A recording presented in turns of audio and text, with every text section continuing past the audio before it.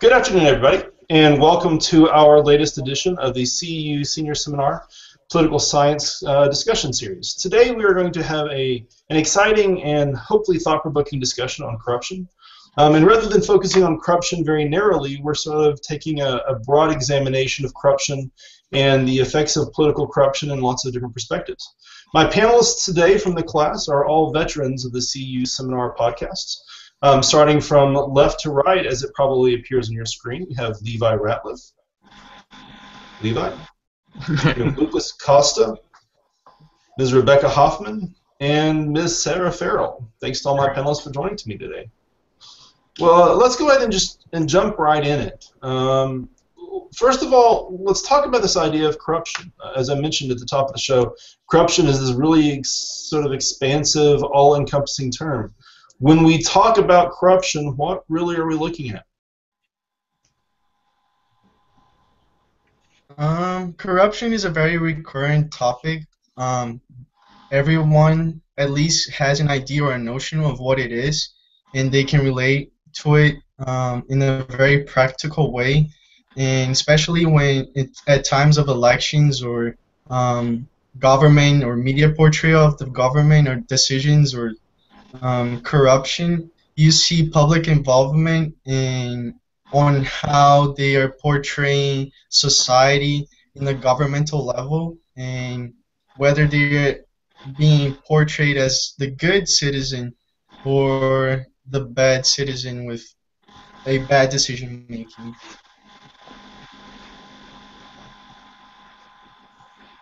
What are some, go ahead. So I looked up the definition of corruption from the Merriam-Webster dictionary, and it says dishonest or illegal behavior, especially by powerful people. And then at the end of it, it says something that has been changed from its original form. And I think that part right there is really interesting because, especially in America, from when our country was founded to now, it is definitely different than what it started at, so it is not in its original form anymore. Because if you compare in the past as a role as a servant leader to the population that elected as an elected official, and now you see a contrast between personal gains or personal interests, how can a politician gain benefits from its public service? People will take a look at it as a negative way. They want to address the situation and seek explanations for it. You mentioned this idea, Lucas, of individual self-interest versus community service. So I'm guessing when we're thinking about government, we think of the idea that government is supposed to serve everyone. Corruption, is one way of thinking about this idea of self-interest. That I'm corrupt because I'm in government, I'm looking out for myself. What are some of the other causes? Where does corruption come from? If you see from a really realist approach and how practical things are, elected officials go for their position seeking something, and that something usually derives from the idea of power and maintaining a status quo that is different from the average population, and maintaining that power or gaining resources or influence usually signifies the root of corruption, especially in the different segments in politics, in the American politics as well. I think it's important to... You go ahead. It's okay. I was just going to say that when it comes to corruption, when it comes to elected officials, in the beginning they are elected to serve the people, and then they use the stuff they gain from the election as in personal interest, and that leaves a distasteful taste in the community's mouth when they do that for self-gain. And I think it's also important not to only focus on the elected officials, but to look at different agencies in the United States and money that's appropriated to those agencies, and people that are high up in those agencies taking money out of funding. It's not as big of a problem as it used to be, but these special agencies having money taken out for personal use instead of what the taxpayers put the money in for. Right. So And that's where, if you think of history-wise, one of the reasons why you see corruption as a very personal problem to society is that if you think of democracy as a broad term, you see a public representation in the hands of few, and you want to be um, good represented, and corruption takes it away and becomes more of a personal, selfish way. Right. Yeah, corruption will undermine democracy as well as it violates basic principles when it comes to um, the people. And there are innumerable ways that corruption takes place. For instance, the clash between public service and private institutions. For example, private corporations seeking lucrative benefits or more economic expansion in a country. You'll see the role of lobbying very present in not only American politics but global politics, where they want to make this interconnection and influence over politicians for private goals and um, maximizing its financial benefits. And while on the other hand, politicians get to stay more in the office because they're fulfilling the needs of a very private sector of society that contains the money.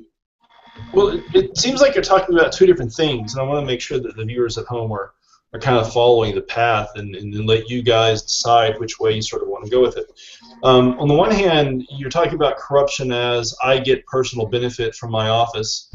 I'm guessing there's some kind of money in it directly for me, but on the other hand, you're suggesting there might be a corruption where it's not that I benefit directly, but rather I'm directing public resources to private corporations, private citizens, and so maybe I'm benefiting indirectly. Which one do you think is the worst form of corruption? Which one do you think is the one that we as a society should be most concerned with today? What do you think, Ms. Farrell? Can you repeat the question? You kind of cut out, Dr. Williams. Oh, sorry about that. Yeah, we're having, it looks like, some technical difficulties going on a little bit. When talking about corruption, which type of corruption is most concerning to us? Is it where I am getting private gain myself in a position of power, or where I'm gaining something for maybe a corporation or some other group? What do you think? I think it kind of depends on the person if you believe that it's the private or the corporate gain that is worse. Sometimes the corporate, it's really bad if the corruption comes because a politician is using it for a corporate gain, because then they're using that probably for votes to push an issue one way or another to help that corporation better themselves, even though it may not be best for the society at large.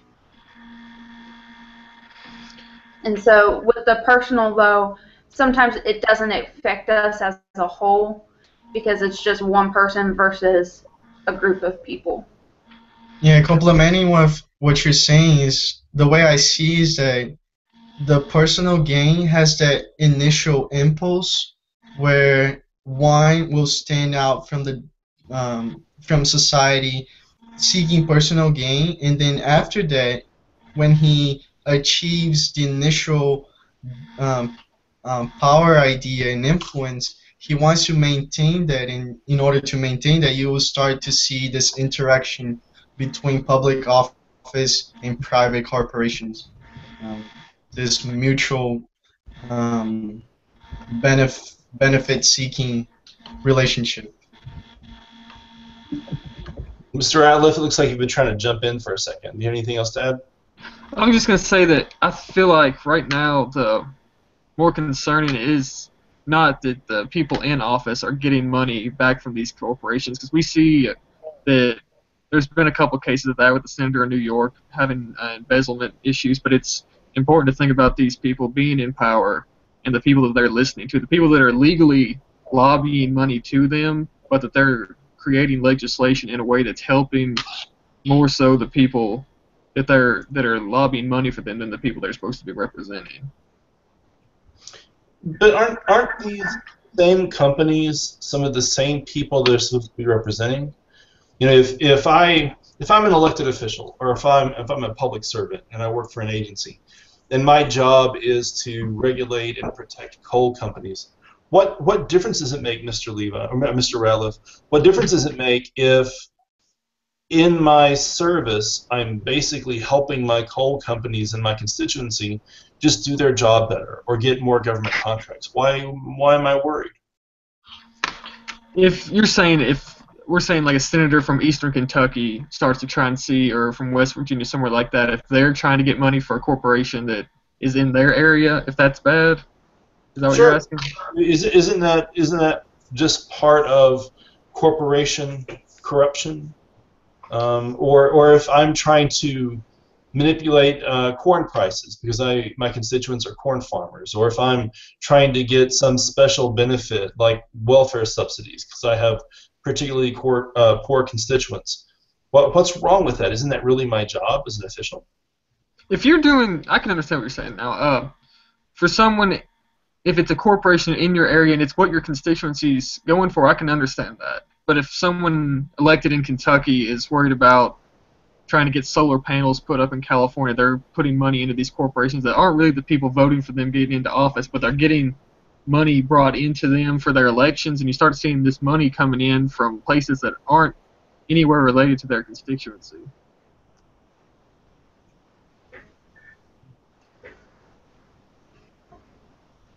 Because if you think it that way, they are representing portions of society, so they have to be under certain flags of corporations or associations, and then it's just the problem starts on how they will balance it out, the needs of the people and the groups that they're representing with the others that are not being represented by its constituents. So it's kind of conflictuous relationship there. In Great Britain, they have this idea that even if I'm only elected from my special district, from my single member district as we do in the United States, really I'm supposed to be representing all the people of Great Britain in all places. So if I have a constituency that is mostly rural, that is mostly farmers, are you saying that I'm not allowed to do anything to help big businesses or big corporations or stockholders or people who maybe live in urban areas, that's not allowed? No, but the rotation in England works. The way the parliament elects its officials and how quickly and how tangible it is to society to rotate the interests of society works it better in this system as opposed to having to draw a line and segment different interests in society. Like here, as you can see, Republicans and Democrats setting apart one from the other in different interests.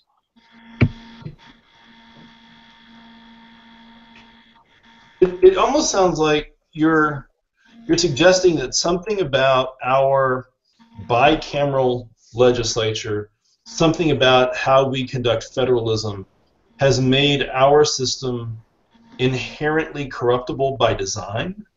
Is that what you're getting at? Not necessarily. It's more transparent. The way, since there are two poles, completely different poles from like two sides of the coin, they will balance it out and they will make it more evident to society. Look, those are the pros and those are the cons of this particular political party. Whereas if you see in other countries where you can see multi-partisanships and a different style of democracy, it's relatively new and unknown for society to know what is even going on within the Congress or the executive power, where they really don't see the transparency, as you can see here in the U.S. politics. I think it's easier to see it in the United States politics because our elections are more individually based. They're not as based on different parties. You're not voting for parties. You're not voting for this. You're voting for the individual, and individuals seem to be easily corruptible. So it makes it easier to point out scapegoats and things like that in the United States. So then, as long as everyone in the game is corrupt, as long as we know that this idea of providing special benefits to our constituents is something that everyone is doing, as long as both sides are doing it, then you're saying corruption isn't as big of a problem. It's shifts where the responsibility goes. It does not go anymore to elected officials, and the blame goes to the population because they're the ones that ultimately are electing the officials. So yeah, as you can see, for example, the media portrayal of the partisans in the U.S., where it's very precise and direct. They will see what was going on, and it's very free in a sense. And it's very there is a sense of getting to know the candidates and exposing their historical backgrounds and decisions and what they voted for and what they voted against, and taking decisions from there. And that's something that the media, at least here in the United States, does a really good job at. You see younger population getting more involved in politics nowadays as opposed in the past, and there is a reason for that to happen. Who would have thought that Who would have thought that, for instance, you could see political debates, presidential debates in media such as Snapchat? It's like it's very simple in a sense, but it gives the connection. It connects the population to its representative. It almost sounds like you're making a defense for a Supreme Court decision, Citizens United. For the viewers who may not be familiar with it, Citizens United basically says that it is perfectly acceptable for corporations, Freudian slip there. It's perfectly acceptable for corporations to spend an unlimited amount of money, or even a private citizen to spend an unlimited amount of money in a political campaign. And the logic is kind of like the one that you just made, that as long as both sides or all sides are able to basically buy political favoritism, then it's okay that we allow it, because everyone gets to do it so long as we know that it's taking place. What about the rest of you guys? Do you agree with Mr. Costa's assessment that as long as everyone gets to play by the same set of rules, it doesn't matter how much money is involved in the game? It does matter because it will affect the economy.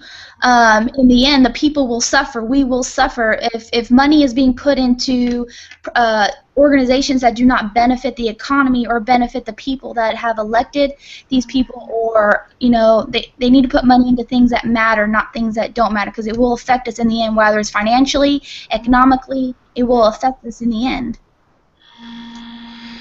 I think that Citizens United has blurred the lines of what is corruption and then what is just lobbying for money, what is getting money into elections. It's made it more difficult to see. These people are giving millions of dollars. You have these corporations that are getting footholds in Washington, and they're actually deciding during not just general elections but during primaries, is this guy done what I need him to do in this election, or am I going to actually take money from him and give it to these people to run against him in the primary?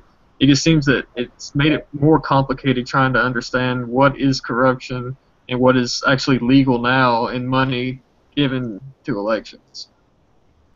To me personally, elections boast money and power. It's basically, to me, I think that corruption is involved with money and power, and sometimes they just take it to advantage, and it's a trip that, sometimes anyone can do corruption. Anybody can be corrupt when it comes to office holders in our justice system, but it's mostly about money and power personally.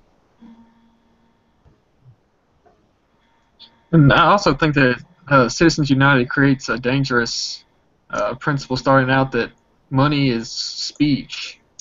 But by saying that, you're saying that there are a fundamental portion of the United States that deserve more speech than others. They have the ability to have a bigger say in what's going to happen in government now. I think we should have a say of what our money is being spent on and who is spending it. We deserve to know what our money is being spent on, who is spending it, and how they're doing it. Because like I said, we are going to be affected in the end when it comes to our living environments. If they're putting money into organizations that do not benefit us, when it comes to schools or when it comes to corporations that can help the economy build instead of pulling us under, it's going to affect us. But I do think we have a say in it. I understand that it's not the ideal system, but you have to see the practical way where it's not a matter of doing so or not doing so, is how much can they spend and if they can allocate the money somewhere else. Make it as a more equally balanced system where they can all society, elected officials, and private corporations mutually gain benefits from it. I'm personally okay with it as long as it has boundaries and society be a mediator of, okay, this is acceptable, but crossing it, as the moment you cross that line, it's time for us to sit down and rethink politics. Right. And if we didn't have the media, I don't think we would actually know if if we had an elective that was putting money in a certain area. If the media tells us and it lets people know that aren't actually politically educated, they don't know that type of stuff. The media educates these people that watch TV for it tells them oh, hey, your electives are doing this with your money, and it kind of promotes them to have a voice in some way. And that's why political system here in the States compared to other, for example, Latin American politics work and ours actually don't. You see the transparency and you see American population involvement in politics way more real, where, for instance, in Brazil, we're still digging up information from 20 years ago of politicians that got elected in very distrustful and not relatively correct ways of being elected. And here, it's all the cards are laying on the table and the information is there. So then your argument, I guess we keep coming back to this idea of media behavior. Your argument is almost that as long as we have an open and unregulated media, as long as the media can go wherever it needs to go, look under whatever rocks it needs to look under, has a really powerful flashlight and a means of communication, that society doesn't need to be worried so much about corruption, unless it wants to be. It does have to be worried. It needs to be on this constant regulatory behavior on politics, because every slippery move that could change a lot in politics, and you will see polarized media portrayal where you are looking for partiality and impartiality, especially when it comes to media portrayal. So it really comes down then to just vigilance. So, Ms. Farrell, out of curiosity, a question for you. So far, we're about 25 minutes into the program, and really all we're talking about is this idea of government corruption. Is it that political corruption is the only thing we need to be worried about, or do we also need to be worried about maybe corruption in the private sector, businesses? What would that look like? Well, you do have to worry about it in the private sector, because not only businesses, but like nowadays a lot of jails are becoming privatized, and so you have to worry about their rights within the jails, because of there's now different standards almost of how to run the prisons, because it's not a public sector anymore, it's private. And so they can take that money and use it the ways that you probably should not be using it. And so the prisoners are not getting the same, I don't want to say benefits, but the same materials that they were probably getting before that. there is this huge. Oh, go ahead. I was just going to say that when we're talking about private sector, it's also important to look at just a few years ago during the recession of 2008 that there was a whole lot of going back now looking. I don't want to say corruption as much as I don't really know the word for it, but the banking system and the housing markets and the way that they had deals going down about knowing that the failures of these loans that people were taking out for it. Looking back on it, this seems like criminal activity, yet we haven't seen hardly any of those people face any sentences, or, I mean, I don't think any of them being jailed. Some have faced fines, things like that, but there was serious corruption going down that affected the entire economy. So you're talking about insider trading or information peddling, where basically the people who have more money and more power have better access to information. Yeah. The banks knowing that the loans that were being taken out on houses were going to fail, the housing market understanding this, and then there was, you have a few select people that saw this coming out and they were able to make a whole lot of money off of knowing this, while people that were taking out mortgages on houses lost their homes, and a lot of people that were more wealthy that had reaches in the banking system and stuff like that didn't get hurt by it, but the people in the lower part that were a part of the housing market lost a lot of money. But I think the major example nowadays where you can clearly see a malfunction when it comes to that is healthcare and insurance companies, where you see this, where you see society not understanding, comprehending what is the system and how it's being applied, and how the conflict between private health insurance companies is creating a conflict with the affordable healthcare. If you think it that way, there is a reason why it's not working. And it comes to, and you can think of corruption of the idea works, in the paper it works, other nation it works. Why is it not working here? Is it because of the way it was implemented, or it is the way it's being currently taken? So it does make you think of. It sounds almost like you're talking about a form of corruption that comes down to market manipulation in a way, where if I wanted to go and buy something as simple, if I want to go to the grocery store and I wanted to buy a pound of hamburger, I go to Kroger or I go to Publix or I go to H-E-B or whatever grocery store chain, and they have printed on the label, this is what a hamburger costs. If I go to Burger King or McDonald's, I know what processed hamburger costs. How much does it cost? What's the going rate for an appendectomy? What's the going rate for a cancer treatment? Is that what you're talking about as a form of corruption? That I don't know what healthcare costs, therefore I have no way as a citizen to know how to regulate prices. That's exactly my point. You see government and private institutions treating people as properties and not the process of the healthcare in itself, like the treatments, the medicines, the bills. What does that translate to the people? How much it should be costing? So you can have this balance of, okay, do you want to be as a private sector?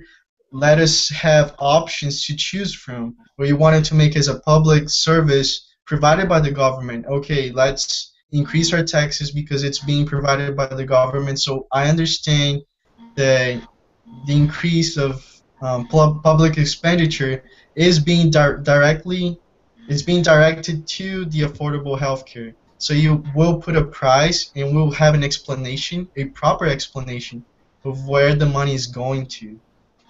Which right now you can't really tell the difference apart, how much you should be paying for cancer treatment and how much it should cost. But couldn't I have something like, so if I actually maybe use your own arguments on political corruption against you a little bit, or if I take the position of maybe like a libertarian politician and I say, well, don't I really need then like a Consumer Reports for healthcare, where someone says, well, there are 2 or 3 hospitals in the area, there are 15 or 20 doctors in the area, and I really need some kind of a private entity like Consumer Reports, who then goes and says, okay, well, what's the average price? Who costs the most? Which doctors use the money the most efficiently? And then just turn that information over to the private citizens and say, well, here you go. You know what your options are. You get to decide what hospitals you want to go to. You get to decide what doctors you want to use based on reputation. Won't something like that work in the healthcare industry? It would, but it doesn't work now because you're in the mid path. You're in between paths, and now you can't really tell the difference. If it was a pure market-wise decision where you have the options and you're choosing strictly from I can pay this and I cannot pay this, yeah, I can see it working, because you would see people not being able to pay and making the decision, okay, I cannot pay for this health insurance, so I must choose B over A. But now this division of private and public makes it all blurry in a sense of, okay, what should they be doing as a private sector instead of seeking benefits or financial benefits, and what should the government be seeking from the population? I think it's a matter of choosing a system and fully implementing the foundations of it.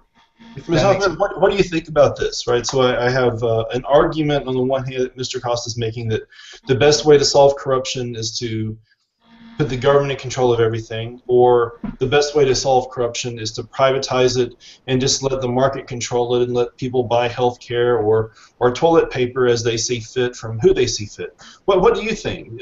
Which system do you think is the best? Do you think that a pure system in either way works? Where do you come down?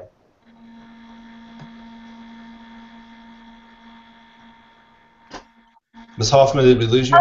Oh, I'm sorry about that. Sorry about that.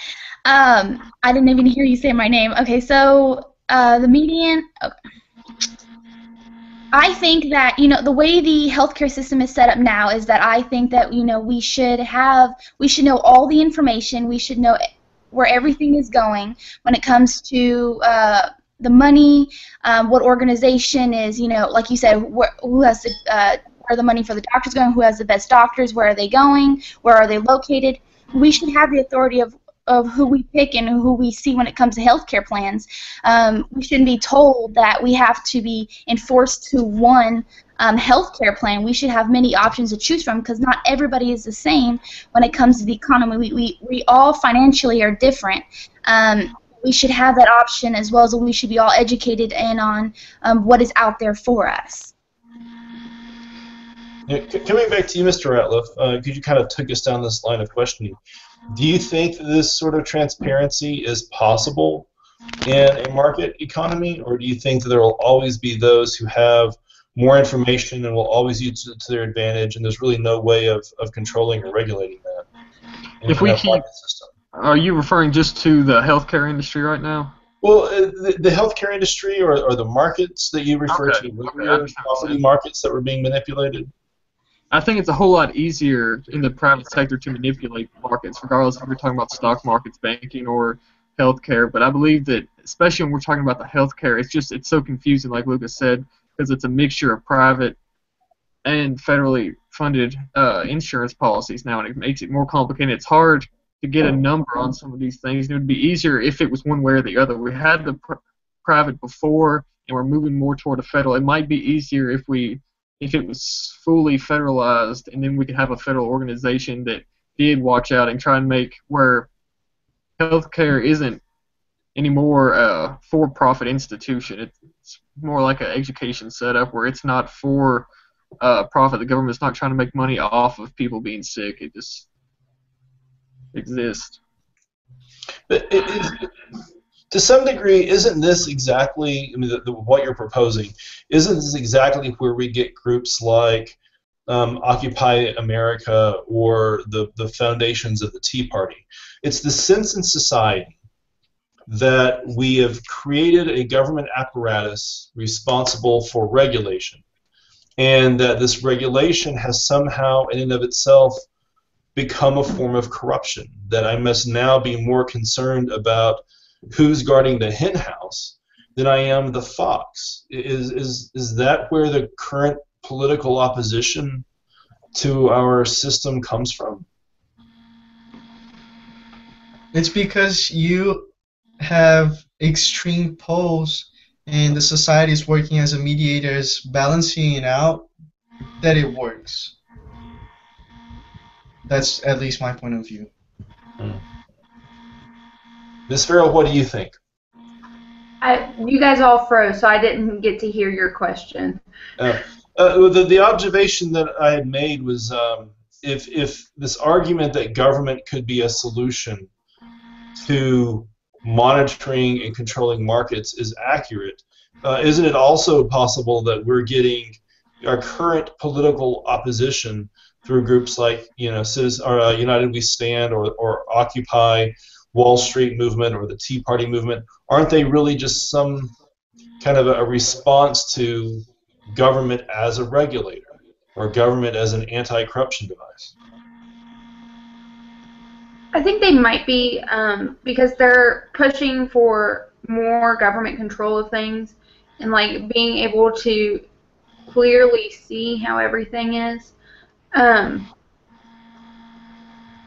I don't know if we will ever actually make it to that full everything, like being public and being able to see things clearly. So Corruption is inevitable in a way, and that's why you see these different poles of interest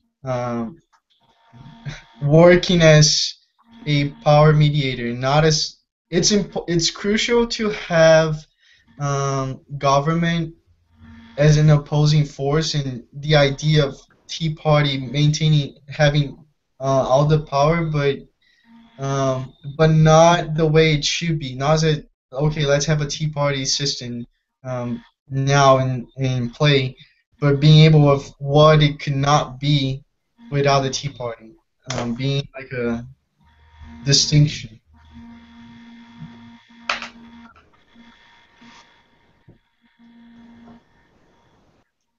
What if a solution was maybe combine all the arguments that we're hearing so far and say we want to create a new cabinet-level department? You know, we have the Department of Agriculture, we have the Department of Energy. What if we created a cabinet-level department, the Department of Anti-Corruption?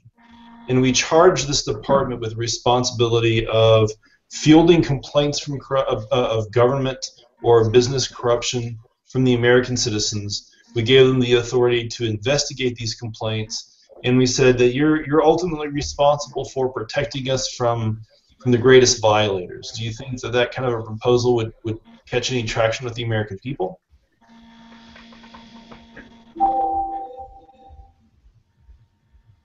Personally, I don't see that as appealing to the American population. I'm not an American, but the way I see is American citizens want to have this very protective view of what the rights and the regulatory power that they have. So I don't see any way near in the future that they will abandon this power that they think, or this illusion, however you want to see it, that in their hands, and giving this authority to an agency or an outside power or international institution that will regulate it. Ms. Hoffman, what do you think? Do you think that Americans would have much of a stomach for something like this? Personally, well, the U.S. they developed an anti-corruption program. It was based off the information that I read. It was a 3-step process that they came up with. It was to require the government to develop a monitoring plan was the first step, and then the second step was to regulate or establish some type of rules and responsibility. And then, of course, the third step was to conduct an anti-corruption monitoring system. When it comes to, they said that it would be better for somebody outside of the United States to look and monitor us to see if we have corruption going on, better than having somebody in the United States monitoring the corruption levels. And Ms. Farrell, how about you? Do you think that Americans would would tolerate this kind of an anti-corruption campaign, or maybe to Ms. Hoffman's point, do you think that we would tolerate an outside agency like the United Nations or the OECD monitoring our behavior? I don't know if we would ever actually be okay with it because of the fact that we do not like it when people invade our privacy. And so a couple years ago when the stuff came out about how the government's kind of been spying on us and listening to phone conversations, a lot of people were in uproar about it, and a lot of people do not want people digging into their lives, but to understand like where the corruption started in a person's political career, probably you would have to dig into it, and people wouldn't. And I definitely don't see us wanting a outside source coming in because other countries have different ideas of what corruption is and everything. And so I don't see it being us okay with it. I think it would be interesting to even see the U.S. government have that area and it not becoming corrupt, because you would have to worry about other portions of the government trying to step in and hide things from them or give them false information. Ms. Farrow said a really, Go ahead. Ms. Farrow said a really good point. And try to imagine for the ones that can't really see that happening, try to imagine what happened to the WikiLeaks and the sort of information that they had in their hands and what they could have done in terms of the impacts in American politics and the impacts that they had in global politics. It's a big, it's like you cannot quantify the amount of power that information and this sort of power has, and giving up on this, it's a fundamental problem. Giving up this idea of regulatory and checks and balances for Americans, it's really not valid. You can't really see. Well, we only have a couple of minutes left, so Mr. Ratliff, it looks like you get the final word. How comfortable do you think Americans would be with a real attempt at controlling corruption within our political system or our economic system? I could see more on the economic system. I can't see creating an actual federal organization right now. I don't think the American people are really wanting any more government outreach right now. We're kind of seeing a push for less government in people's lives, but I believe that right now American citizens as a whole don't think that corruption is that important right now. It's not one of the issues that they're worried about in these coming elections. It's not something that they're really thinking about. But if there was a scandal, if there was something that happened that brought corruption to the forefront and people could see it, then maybe we could see a push for something like that. But as it stands right now, I don't think it's that big of a priority. So if we had another Watergate level problem in America, maybe, but otherwise we're kind of where we are. Well, that's about all the time we have. I want to thank my panelists, Levi Ratliff, Lucas Costa, Rebecca Hoffman, and Sarah Farrell for their thoughts on corruption. And I also want to point out to our viewers at home that we are going to be changing our schedule up a little bit. We've been reassigned a new time. Rather than meeting at Tuesdays at 1 o'clock, next week we're going to start off with our new time at Thursday at 1 p.m. So we hope that we have as many people as possible join us for our conversation. Our topic next week is going to be immigration reform, certainly something that is timely and that has always been an active debate in American politics. Again, I thank you guys. I thank my panelists, and we'll see you all next time. Bye-bye.